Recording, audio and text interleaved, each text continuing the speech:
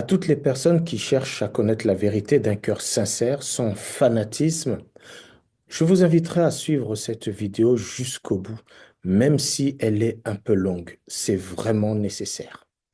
Et n'hésitez pas à la partager aux personnes autour de vous qui, peut-être comme vous, font une démarche à la connaissance de la vérité. Et restez avec moi, je vous retrouve juste après le générique.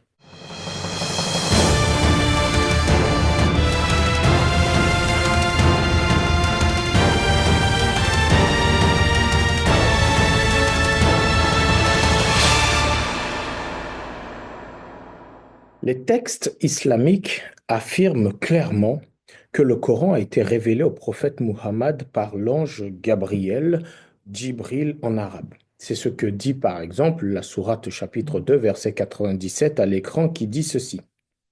Quiconque est ennemi de Djibril, Gabriel, doit connaître que c'est lui qui, avec la permission d'Allah, a fait descendre sur ton cœur cette révélation qui déclare véridique les messages antérieurs et qui sert aux croyants de guide et d'heureuse annonce. Ma question est la suivante.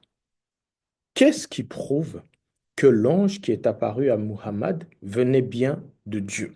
À la lumière des informations que je vais vous fournir dans cette vidéo, je crois et je suis même convaincu pour ma part que le prophète de l'islam a été trompé par un esprit qui s'est fait passer pour l'ange Gabriel. Et si vous êtes convaincu du contraire, prenez juste le temps de réfléchir à tout ce que je vais vous présenter dans cette vidéo. Vous savez, même les gens qui se disent athées, qui ne croient pas du tout en Dieu, il y en a parmi eux qui croient à des forces cosmiques, qui croient au karma, qui croient, qui sont superstitieux. Donc, même dans les gens qui ne croient pas en Dieu, il y a toujours des croyances quelque part, parfois rationnelles, parfois pas rationnelles du tout.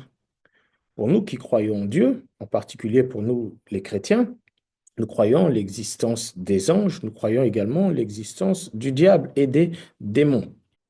Dans le cadre de mon service pour Dieu, de mon ministère, je suis régulièrement confronté à des personnes qui sont habitées par des mauvais esprits, des personnes que nous délivrons, et ce que vous pouvez voir parfois dans certains films, oui, comme l'exorcisme, oui, ça existe et nous voyons clairement les manifestations de ces esprits qui prennent le contrôle des corps, qui parlent au travers d'eux, qui agitent, qui font des choses terribles. Oui, ça nous le vivons et je chasse régulièrement des démons dans le cadre de mon ministère, donc je peux vous garantir que ces choses-là, elles existent.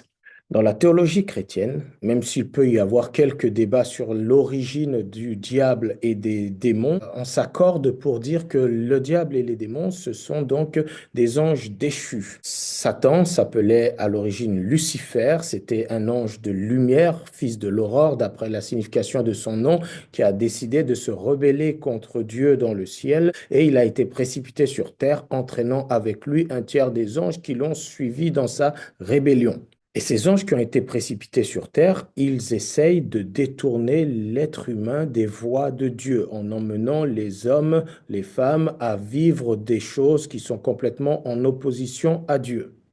Et dans toutes les croyances, on entend parler d'apparitions, d'anges. Comment savoir qu'un être spirituel, qu'un esprit qui nous apparaît, qui nous parle, soit en vision, soit de manière réelle, comment savoir qu'il vient de Dieu ou pas? Dans la Bible, dans 2 Corinthiens, chapitre 11, versets 14 à 15, il est écrit, « Et cela n'est pas étonnant, puisque Satan lui-même se déguise en ange de lumière.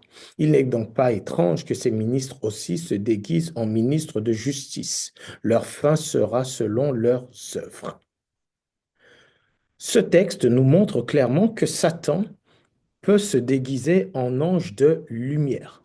Et que si lui, Satan, il se déguise en ange de lumière, tous ses envoyés, ses ministres, les gens qui travaillent pour lui, vont se transformer, vont se déguiser en ministres de la justice. Mais pour quelle raison est-ce que Satan et ses démons pourraient se déguiser en anges de lumière? Eh bien, tout simplement pour tromper les gens, pour les emmener à faire tout le contraire de ce que Dieu veut. En prenant l'apparence d'un ange de Dieu, les gens vont forcément s'ouvrir et croire que ce que cet esprit-là va dire vient de Dieu et l'appliquer. Donc, Satan est trompeur. Et s'il prend l'apparence d'un ange, il le fait afin de pouvoir tromper les gens.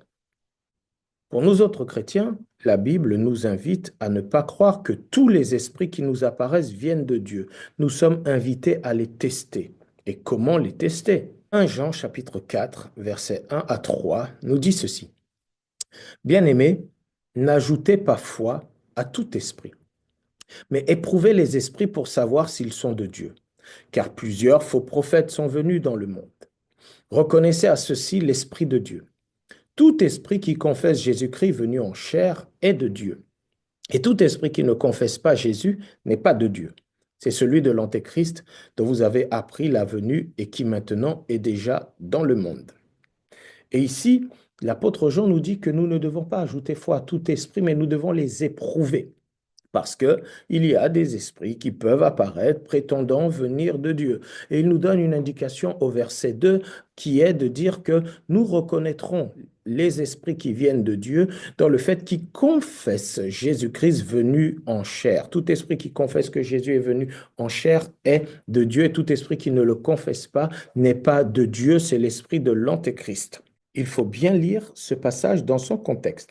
Si par exemple on va dans le chapitre 3 de ce même épître, on va retrouver deux versets significatifs qui sont complètement niés dans le Coran. Ces deux versets sont 1 Jean 3, le verset 5, ainsi que le verset 8. Le verset 5 dit, Or, vous le savez, Jésus apparut pour ôter les péchés, pour ôter les péchés. Le Coran nie complètement que Jésus est apparu, que Jésus est venu porter les péchés du monde. Donc déjà un point qui n'est pas conforme.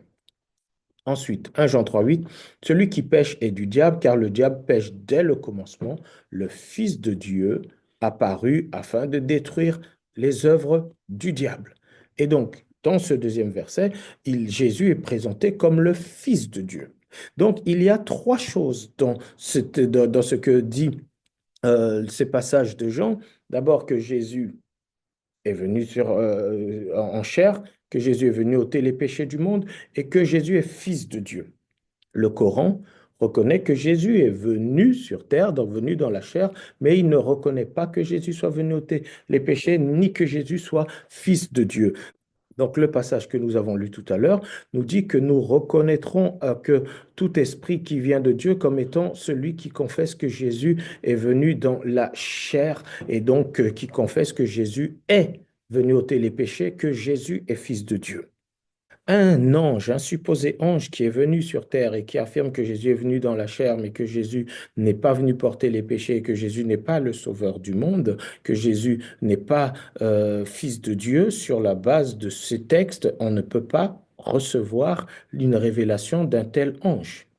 Galates 1, verset 8 nous le dit bien d'ailleurs, mais quand nous-mêmes, quand un ange du ciel annoncerait un autre évangile que celui que nous vous avons prêché, qu'il soit anathème. 500 ans avant l'apparition de l'islam, déjà, des avertissements nous étaient donnés pour nous dire que si un ange du ciel venait annoncer un autre évangile, qu'il soit anathème. Dieu ne peut pas envoyer son ange Gabriel à Marie pour lui dire qu'elle enfanterait un fils qui serait appelé fils de Dieu. Et 600 ans plus tard, Dieu va envoyer ce même ange pour dire que Jésus n'est pas fils de Dieu. Vous ne trouvez pas que rien que sur ça, il y a quand même quelque chose d'incohérent? Une chose est certaine, ni vous ni moi n'étions présents quand le prophète de l'islam a soi-disant reçu ces révélations de l'ange Gabriel pendant 23 ans. Et l'autre souci, c'est que personne autour de lui n'a été témoin oculaire de ces apparitions de l'ange. Toutes les révélations supposées du Coran, il les a reçues sans que personne ne soit là, sans que personne ne le voie. Quelles que soient nos croyances, je dis bien quelles que soient nos croyances, nous ne pouvons pas toutes les prouver à 100%. Aucun musulman ne peut prouver à 100% tout ce qu'il croit. Aucun chrétien ne peut prouver à 100% tout ce qu'il croit. Aucun juif, aucun bouddhiste, aucun hindouiste, personne ne peut prouver à 100% tout ce qu'il croit. Parce que tout ce qui a pu se passer il y a 2000 ans, 5000 ans, 3000 ans, 6000 ans et plus, certaines choses, on en a des preuves archéologiques, des preuves historiques, d'autres, nous n'en avons pas. De la même manière, les musulmans peuvent croire que c'est l'ange Gabriel qui est apparu à leur prophète. Mais qu'est-ce qui le prouve? Mais même si on ne peut pas connaître une personne à 100%, Quand on connaît bien une personne, quand même, si on vient nous dire, voilà, telle personne a dit ceci, telle personne a fait cela, la connaissance que l'on a de la personne peut nous emmener à mettre en doute ou à affirmer que ça peut bien être cette personne parce que ce qu'on nous relate, ça correspond à sa manière d'être ou de faire. Ni vous ni moi ne connaissons l'ange Gabriel, mais en revanche, il y a des textes qui parlent de lui. Et c'est ce que l'on va essayer de voir. Est-ce que les textes qui parlent de lui dans la Bible présentent un même ange que les textes qui parlent de lui dans le Coran ou bien dans la Sunna du prophète de l'islam? Et c'est ce que nous allons faire maintenant. Regardez les apparitions de l'ange Gabriel dans la Bible et les comparer avec ses apparitions au prophète Muhammad pour voir si c'est bien le même personnage qui s'est révélé, qui apparaît et qui agit. Je vous demanderai vraiment de suivre très attentivement tout ce que je vais expliquer maintenant. C'est vraiment très important. Dans toute la Bible, l'ange Gabriel est apparu seulement à trois personnes qui sont le prophète Daniel. On va retrouver cela et on le lira dans Daniel chapitre 8, versets 15 à 26 et Daniel 9, 20 à 27. On ne va pas tout lire, mais il est important qu'on lise quelques passages. Il est apparu également au prêtre Zacharie, le père du prophète Jean-Baptiste, dans Luc chapitre 1, versets 11 à 20. Et enfin, il est apparu à Marie, la mère de Jésus, dans l'évangile de Luc, chapitre 1, versets 26 à 38. Donc, Daniel 8, 15 à 21, je fais la lecture. Tandis que moi, Daniel, j'avais cette vision et que je cherchais à la comprendre, voici, quelqu'un qui avait l'apparence d'un homme se tenait devant moi. Et j'entendis la voix d'un homme au milieu de l'Oulaï. Il cria et dit, Gabriel, explique-lui la vision. Et il vint alors près du lieu où j'étais. Et à son approche, je fus effrayé, et je tombai sur ma face. Il me dit, Sois attentif, fils de l'homme, car la vision concerne un temps qui sera la fin. Et comme il me parlait, je restais frappé d'étourdissement, la face contre terre. Il me toucha et me fit tenir debout à la place où je me trouvais. Puis il me dit, Je vais t'apprendre ce qui arrivera au terme de la colère, car il y a un temps marqué pour la fin. Le bélier que tu as vu et qui avait des cornes, ce sont les rois des Mèdes et des Perses. Le bouc, c'est le roi de Javan. La grande corne entre ses yeux, c'est le premier roi. Nous lisons ensuite la seconde apparition de l'ange Gabriel à Daniel, dans Daniel chapitre 9, verset 20 à 23. Je parlais encore, je priais, je confessais mon péché, le péché de mon peuple d'Israël, et je présentais mes supplications à l'Éternel, mon Dieu, en faveur de la sainte montagne de mon Dieu. Et je parlais encore dans ma prière, quand l'homme Gabriel que j'avais vu précédemment dans une vision s'approcha de moi d'un vol rapide, au moment de l'offrande du soir. Il m'instruisit et s'entretint avec moi. Et il me dit, Daniel, je suis venu maintenant pour ouvrir ton intelligence. Lorsque tu as commencé à prier, la parole est sortie et je viens pour te l'annoncer, car tu es un bien-aimé. Sois attentif à la parole et comprends la vision. Voilà les deux passages d'apparition de l'ange Gabriel au prophète Daniel dans l'Ancien Testament. Nous allons voir maintenant l'apparition de ce même ange Gabriel au prêtre Zacharie, le père du prophète Jean-Baptiste, dans Luc 1, 11 à 20. Alors un ange du Seigneur apparut à Zacharie et se tint debout à droite de l'autel des parfums. Zacharie fut troublant en le voyant et la frayeur s'empara de lui. Mais l'ange lui dit, Ne crains point, Zacharie, car ta prière a été exaucée. Ta femme Élisabeth t'enfantera un fils et tu lui donneras le nom de Jean. Il sera pour toi un sujet de joie et d'allégresse et plusieurs se réjouiront de sa naissance, car il sera grand devant le Seigneur. Il ne boira ni vin ni liqueur enivrante et il sera rempli de l'Esprit Saint dès le sein de sa mère. Il ramènera plusieurs des fils d'Israël au Seigneur leur Dieu. Il marchera devant Dieu avec l'esprit et la puissance d'Élie pour ramener les cœurs des pères vers les enfants et les rebelles à la sagesse des justes, afin de préparer au Seigneur un peuple bien disposé. Zacharie dit à l'ange, À quoi reconnaîtrai-je cela, car je suis vieux et ma femme est avancée en âge? L'ange lui répondit, Je suis Gabriel, je me tiens devant Dieu. J'ai été envoyé pour te parler, pour t'annoncer cette bonne nouvelle. Et voici, tu seras muet, et tu ne pourras parler jusqu'au jour où ces choses arriveront, parce que tu n'as pas cru à mes paroles qui s'accompliront en leur temps. Et enfin, nous lisons la dernière apparition de l'ange Gabriel à Marie dans l'évangile de Luc, chapitre 1, versets 26 à 35. Au sixième mois, l'ange Gabriel fut envoyé par Dieu dans une ville de Galilée, appelée Nazareth, auprès d'une vierge fiancée à un homme de la maison de David nommé Joseph. Le nom de la vierge était Marie. L'ange entra chez elle et dit, Je te salue, toi à qui une grâce a été faite. Le Seigneur est avec toi. Troublée par cette parole, Marie se demandait ce que pouvait signifier une telle salutation. L'ange lui dit, Ne crains point, Marie, car tu as trouvé grâce devant Dieu. Et voici, tu deviendras enceinte, et tu enfanteras un fils, et tu lui donneras le nom de Jésus. Il sera grand et sera appelé Fils du Très-Haut. Et le Seigneur Dieu lui donnera le trône de David, son père. Il régnera sur la maison de Jacob éternellement, et son règne n'aura point de fin. Marie dit à l'ange, Comment cela se ferait-il puisque je ne connais point d'homme? L'ange lui répondit, Le Saint-Esprit viendra sur toi, et la puissance du Très-Haut te couvrira de son ombre. C'est pourquoi le Saint-Enfant qui naîtra de toi sera appelé Fils de Dieu. Lorsque vous analysez les apparitions de l'ange Gabriel au prophète Daniel, au prêtre Zacharie et à Marie, la mère de Jésus, vous allez vous rendre compte qu'à chaque fois, il y a à peu près ces mêmes choses qui se produisent. Ces trois personnes ont eu peur quand l'ange leur est apparu, ce qui peut se comprendre de voir un esprit apparaître comme ça, on peut avoir peur. Mais à chaque fois, l'ange Gabriel va les rassurer. À chaque fois, l'ange Gabriel va leur annoncer un ou plusieurs événements à venir. Et enfin, l'ange Gabriel va parfois leur donner des explications sur des visions, sur des événements ou sur les annonces qu'il leur a faites. C'est à peu près ces quatre choses que vous allez retrouver dans les apparitions de l'ange Gabriel à ces trois personnes dans la Bible. Dans le Coran, il n'y a pas de récit de comment l'ange Gabriel est apparu au prophète Muhammad. Cela, on le retrouve que dans la Sunna. Et donc, nous allons donc voir dans cette Sunna, dans les hadiths al-Bukhari, Muslim, dans les tafsirs, nous allons voir comment est-ce que cette première apparition, cette rencontre entre l'ange Gabriel et le prophète Muhammad a eu lieu.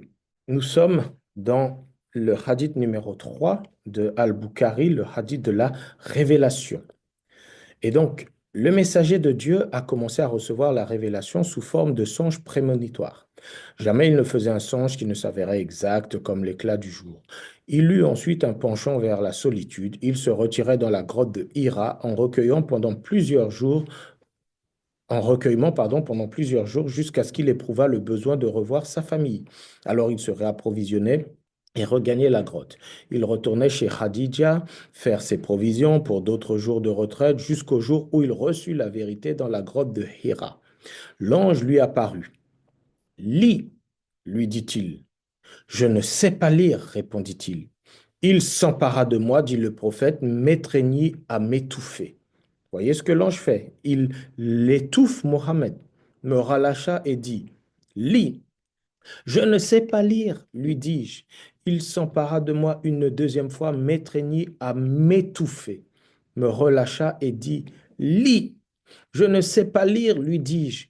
Pour la troisième fois, il se saisit de moi, m'étreignit à m'étouffer, me relâcha et dit, Lis au nom de ton maître, celui qui a créé, il a créé l'homme de quelque chose qui s'accroche. Lisons le tafsir d'Ibn Kathir. L'ange vint alors le trouver et lui dit, Lis. Je ne suis point de ceux qui lisent, répondit-il. L'ange me saisit aussitôt, raconta le prophète. Il me pressa au point de me faire perdre toute force et me répéta ce mot. Lis. Je ne suis point de ceux qui lisent, répliquai-je encore. Pour la troisième fois, l'ange me saisit, me pressa au point de m'enlever toute force, puis me lâcha en disant, Lis au nom de ton Seigneur qui a créé l'homme d'une adhérence, lis ton Seigneur est le très noble. En possession de ces versets, le cœur tout palpitant, l'envoyé de Dieu rentra chez Khadija bint Hulaïb et s'écria, Enveloppez-moi, enveloppez-moi. On s'empressa de le tenir enveloppé jusqu'au moment où son effroi fut dissipé. Donc il a eu peur pendant très très très longtemps après l'apparition de cet ange. Et quand son effroi s'est dissipé, alors s'adressant à Khadija, il l'a mis au courant de ce qui s'était passé. Puis il ajouta, Ah, j'ai craint pour mon âme. Non pas, répondit Khadija. Certes, jamais Dieu ne t'avilira, car tu es uni avec tes proches, tu soutiens les faibles, tu donnes à ceux qui n'ont rien, tu héberges les autres et tu secours les victimes de vicissitudes. Ensuite, Khadija emmena le prophète chez Waraka ibn Nafal. Cet homme qui était le cousin paternel de Khadija avait embrassé le christianisme au temps anté-islamique. Il savait tracer les caractères hébraïques et avait copié en hébreu toute la partie de l'évangile que Dieu avait voulu qu'il transcrivît. Regardez la suite, là, ce que je mets en surbrillance. Or, la révélation s'interrompit. L'envoyé de Dieu en conçut de la peine, d'après ce qui nous a été rapporté, au point qu'il voulait à plusieurs reprises se précipiter des cimes des montagnes. Il voulait se suicider. Mais à chaque fois, l'ange Gabriel se manifestait à lui et lui disait, oh Muhammad, tu es vraiment l'envoyé de Dieu. En entendant les paroles de Gabriel, il s'apaisait et retournait chez lui empli de sérénitude. Cependant, après quelque temps, la révélation ne lui venant toujours pas, il agissait de la même manière, donc chaque fois il voulait se suicider et l'ange Gabriel lui apparaissait afin de le tranquilliser par les mêmes propos que la dernière fois. Que constatons-nous à la lumière de ces lectures de l'apparition de l'ange Gabriel, l'ange Djibril à Muhammad? C'est que, un, Muhammad a eu très peur, ce qui est normal, c'était comme Daniel, Zacharie et Marie qui ont eu peur. Deux, par contre, l'ange Gabriel ne rassure pas du tout Muhammad par rapport à ce qu'il a fait avec les personnes dans la Bible. Au contraire, en 3, l'ange Gabriel va violenter Muhammad puisqu'il va le serrer très fort jusqu'à l'étouffer. C'est ce que le prophète Muhammad lui-même rapporte. 4, l'ange Gabriel ignorait que Muhammad ne savait pas lire. Comment est-ce que Dieu t'envoie à un homme et tu dis à l'homme lis et l'homme te dit je ne sais pas lire? Une deuxième fois lis et l'homme te dit je ne sais pas lire. Une troisième fois lis et l'homme te dit je ne sais pas lire. Et chaque fois tu le presses très très très fort. Ça ne peut pas être l'ange, un ange venant de Dieu. Dieu connaît toutes choses. Comment Dieu pouvait-il ne pas savoir que Mohamed ne savait pas lire? Et si au moins en disant lis, le miracle se produisait et que le prophète se mettait à lire, on aurait pu dire, ah là c'est Dieu, voilà, il a fait un miracle, Mohamed était illettré, il se met à lire. Rien de tout ça n'arrive. 5, l'ange Gabriel ne fait aucune annonce d'événements à venir, ne lui donne aucune explication d'événements connus ou déjà révélés. 6, un peu plus tard, Mohamed va demander à sa femme Khadija s'il était possédé. Et on voit que Mohamed a nourri plusieurs fois des pensées suicidaires et a tenté de se suicider parce que il n'y avait plus de révélation qui venait. Et c'est à chaque fois, soi-disant, l'ange qui lui apparaissait pour lui dire, mais non, calme-toi, rassure-toi, tu es vraiment un messager de Dieu. Dans ce tableau, j'essaye de faire une synthèse comparative des apparitions, de comment Gabriel s'est comporté envers Daniel, Zacharie et Marie et comment il s'est comporté envers le prophète Muhammad. Donc, on voit que l'ange Gabriel va rassurer à chaque fois Daniel, Zacharie et Marie. On le voit dans les textes, je restais frappé d'étourdissement, la face contre terre. Il me toucha, il me fit tenir debout à la place où je me trouvais. Donc l'ange fait une action qui rassure, qui fait que Daniel, alors qu'il est étourdi, se tient bien. On voit avec Zacharie que Zacharie fut troublé en le voyant et la frayeur s'empara de lui. Mais l'ange lui dit, ne crains point. Donc là aussi, l'ange parle et rassure Zacharie. On voit avec Marie dans Luc 1, 29, 30, troublée par cette parole, Marie se demandait ce que pouvait signifier la salutation. L'ange lui dit, ne crains point. Donc vous voyez qu'à chaque fois pour ces trois personnes, l'ange les rassure. Et regardez, pour Muhammad, l'ange ne rassure pas du tout Muhammad. Au contraire, il lui fait violence. Dans Al-Bukhari, le livre que l'on a lu tout à l'heure, l'ange lui apparut, lui dit, lis. Mohamed répond, je ne sais pas lire. Et regardez ce que fait l'ange. Il s'empara de moi, dit le prophète, m'étreignit à m'étouffer. Et il le fait 3 fois. Quel est cet ange Gabriel qui, chaque fois qu'il apparaît, rassure les gens, leur dit de ne pas craindre, et ce même ange, il vient et il étouffe le prophète à qui il vient soi-disant apporter les révélations. Enfin, voyez de vous-même, vous pouvez faire tous les commentaires que vous voulez, mais ça parle tout seul, ces actions-là. Un ange de Dieu n'a fait ça à aucun prophète à qui il est venu révéler des paroles. Ensuite, l'ange dans la Bible, il savait que Marie était vierge et il lui explique comment elle aurait un enfant, puisque elle-même, Marie, dit, bah, attends, je veux bien, tu m'annonces que je vais avoir un enfant, mais je suis vierge. L'ange lui dit, t'inquiète pas, le Saint-Esprit te couvrira et la puissance de Très-Haut fera que tu auras un enfant. Et là où les musulmans vont parfois interpréter ces choses de manière gauche, comme si là, il était dit que le Saint-Esprit allait venir et coucher avec toi, comme si Dieu, la seule manière de faire des enfants, c'était par relation sexuelle. Ah, c'est eux-mêmes qui limitent Dieu. Or que pour le prophète Muhammad, l'ange ne savait pas qu'il était analphabète. Il lui dit, lis. Mohamed dit, je ne sais pas lire. Lis. Mohamed dit, je ne sais pas lire. Lis. Mohamed dit, je ne sais pas lire. Et il ne fait aucun miracle pour que Mohamed sache lire. Gabriel va annoncer des événements à Daniel, Zacharie, Marie. À Daniel, il va annoncer des choses qui vont se passer dans les temps de la fin. À Zacharie, il va lui annoncer qu'il va enfanter, que sa femme va enfanter Jean-Baptiste. Et à Marie, il lui annonce qu'elle va donner naissance à Jésus. L'ange va annoncer aucun événement à Muhammad lors de sa première apparition, qui va le violenter. Et la dernière chose, c'est que les actions de l'ange étaient ponctuelles. Il est revenu une fois, deux fois à Daniel, il a apporté quelque chose, on n'en parle plus. À Zacharie, une fois une annonce, à Marie, une fois une annonce. Et là, l'ange va venir carrément enseigner la religion, enseigner les pratiques religieuses pendant 23 ans.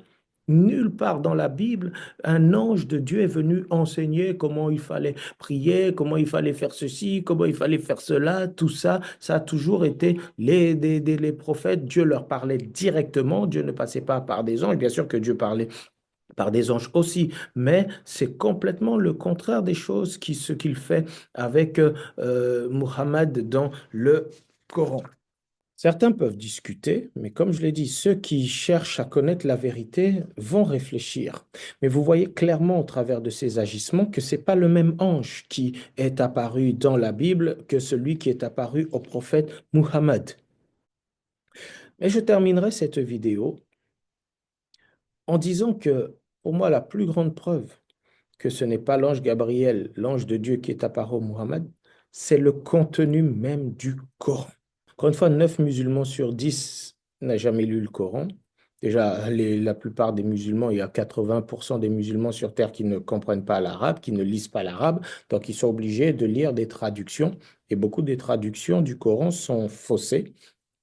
Et certaines traductions même cachent des lacunes arabes, des erreurs dans les textes coraniques. Mais au-delà de cela, quel est ce Dieu qui va se révéler, qui n'a jamais dit ça dans la Torah, qui n'a jamais dit ça dans l'Évangile, qui va dire que les gens, il offre le paradis gratuitement aux gens qui tuent pour lui ou qui se font tuer pour lui. Quel est ce Dieu-là?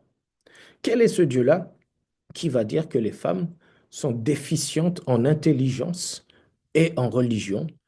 En gros, c'est une femme, c'est, si je résume, que c'est la moitié d'un homme, quoi.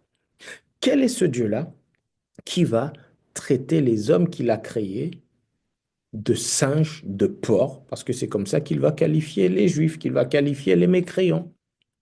Et j'en passe, et j'en passe. Quel est ce Dieu-là qui va dire que le sperme de l'homme est produit entre ses lombes et ses côtes? Or que nous savons tous par la science que le sperme est produit dans les testicules.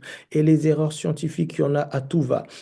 Et les erreurs bibliques, parce que les histoires du Coran, de la Bible qui sont rapportées dans le Coran, ce sont des histoires déformées. Et je vous en passerai d'un certain nombre de choses. Mais je vais faire des vidéos spécifiques. Mais le contenu même du Coran, c'est une aberration. Prenez le temps de le lire. Surtout vous les musulmans qui ne lisez pas, prenez le temps de le lire. Les gens qui disent que le christianisme et l'islam, c'est la même chose, ne connaissent ni le christianisme, ni l'islam. C'est pas la même chose. C'est pas le même Dieu. C'est pas les mêmes croyances. Et la vérité n'est certainement pas dans l'islam. Quand vous voyez que cet ange qui se dit être Gabriel, déjà son comportement n'a rien à voir avec l'ange de la Bible, le prophète de l'islam s'est fait tromper par un démon, par un esprit qui lui a apparu et qui lui a fait croire qu'il venait de Dieu. Et je le prouverai, tout au moins je tenterai de le prouver dans mes vidéos à venir. Merci d'avoir suivi celle-là.